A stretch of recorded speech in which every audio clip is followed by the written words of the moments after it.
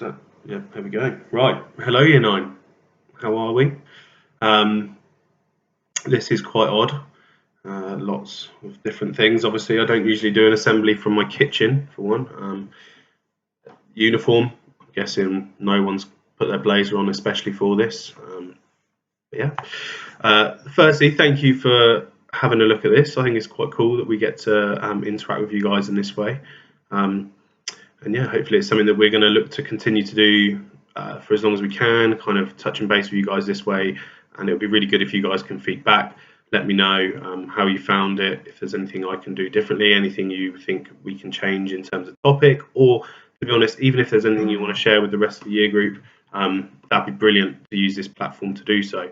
First of all, I'm going to start off by saying every single member of our Year 9 tutor team misses you all immensely. And yeah, we cannot wait to see you all again. So yeah, keep in touch. That's important.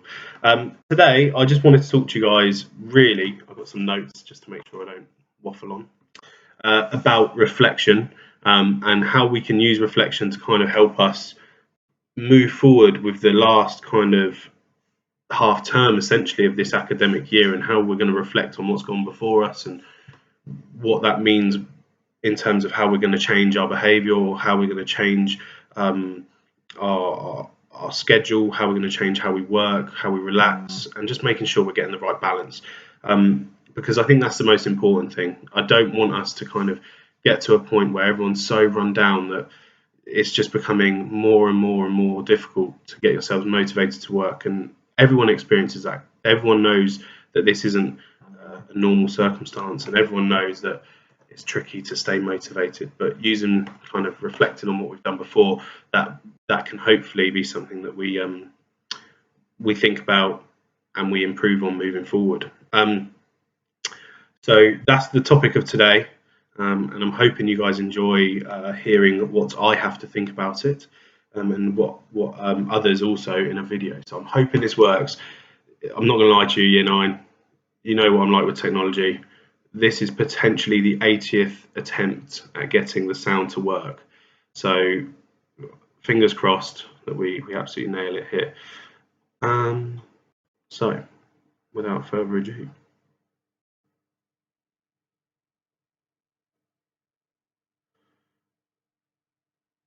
Ooh, there we go. We dream in narrative. We daydream in narrative. We remember, anticipate, hope, despair, believe, doubt, plan, revise, criticise, construct, gossip, learn, hate, and love by narrative. We are the story that we tell ourselves. So, what story are you telling yourself? You will have heard of Steve Jobs. In his speech at Stanford in 2005, he told his narrative around 3 of his life-changing moments. His mother was a young college graduate who put him up for adoption on the condition that his parents put him through college education. He felt the pressure of this so much that he dropped out and ended up staying on the floor of his friends' houses. He ended up gatecrashing a calligraphy course at the local college. This experience wasn't wasted. When he built his first computer, Jobs made sure it had a choice of creative fonts. His second life-altering moment was when he was dismissed from the $2 billion company he had built himself. He didn't despair. He started a new company and bought Pixar Animations. And he started his new line of computer-animated films with Toy Story. His third narrative-defining story was when he was diagnosed with pancreatic cancer, when he came to the realisation that your time is limited, so don't waste it living someone else's life. Jobs described the importance of connecting the dots, making sense of events. He said, you can't connect the dots looking forward, you can only connect them looking backwards. So you have to trust that the dots will somehow connect in your future. Jobs constructed his own narrative. He saw the connection between his own dots. He focused on what made his life a story and on what kind of story it was. His was a story of redemption, of hope, of how you can lack so much but emerge with your head held high. He tried to make life better for himself, but also for others. We dream in narrative. We daydream in narrative. We all have dots to connect. We must connect our own dots. Look back, see how far we've come. Create order out of what appears to be chaos. Connect your dots. Make sure your story is one worth telling. So the part of that I really liked was the making order out of what appears to be chaos. And by reflecting and like they've said in that video, connecting the dots from previous, we can start to understand what's working, what isn't working, and how this is all going to pan out. Now, obviously, I mean, the connection there with Steve Jobs and the being fired from a $2 billion company and things like that are obviously quite hard to relate to, but the message is still the same. It's still about looking at what's gone on in the past, reflecting on that, connecting those dots and trying to improve, and to be the best version or the best version of yourselves at any given time you can be. So it's important that you do reflect. Now, things we can reflect on at the moment during this kind of period of remote learning can be things like your routine.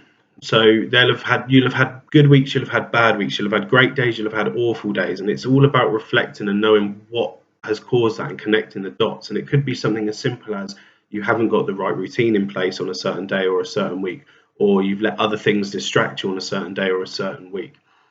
And I want to stress there that the routine that I'm talking about doesn't necessarily mean that you get up at, I don't know, 8:25 like you would start at school and you go until the kind of 3 o'clock thing. No one's expecting that. What we need to make sure is that the routine you are sticking to is one that can allow you to work. It doesn't mean that you're getting too worked up by your work and things. It's just overall going to be beneficial for you, not only for your kind of academic studies, but also your mental well-being. That is so important, guys. So make sure you have that routine. Break your day up. Don't just spend masses and masses amount of time sat there working away either on your laptop or your pen or your pad or emailing your teachers or whatever you do. It's vitally important that you do break your day up. It's something that I personally would struggle with is sitting down and doing a huge task. And talking from past experience, even when I was at university writing things like my dissertation, I would try and do it on a day that I actually had a game of rugby. So I'd do some dissertation in the morning, go play rugby in the afternoon, and do some more dissertation after. But that's just my way of breaking my day up. And do make sure that, like I said, that routine does have time for you to relax, recuperate, and kind of, set yourself straight again. But then obviously, likewise, there is support there if you guys are struggling with that routine. And if upon reflection, you look at it and go, do you know what, actually, I could do with some help with this topic. There's so many things you can do. You can email myself, email your tutors, your teachers, have a look at the wellbeing site on the SharePoint for the school. It's vitally important that you use all of those resources available to you if you feel you need to, and just let us know. We as teachers, obviously, like I said, we miss you so much, and it would be lovely to hear if there's anything we can do to help support you until we're back together, kind of like a normal day at school would be. So yeah, do let us know how we can help. So yeah, moving forward then, what I would like everyone to do is kind of have a think about how you're going to reflect, have a think about what's been going well, what's not been going well, maybe write a list of the things that have been working, the list that you've reflected on and shown that they're not working, and then try and tailor what you're going to do. I know information's gone home already regarding how we're going to change how we set work. So now is a really good time to reflect, because with that big change of how work's being set, you can change how you're going to approach the work, as it were, and that I think is going to be a useful thing for you guys to all go through in order to make the most out of how the new change that the school have put on, or the school are implementing, how that's going to benefit you all individually.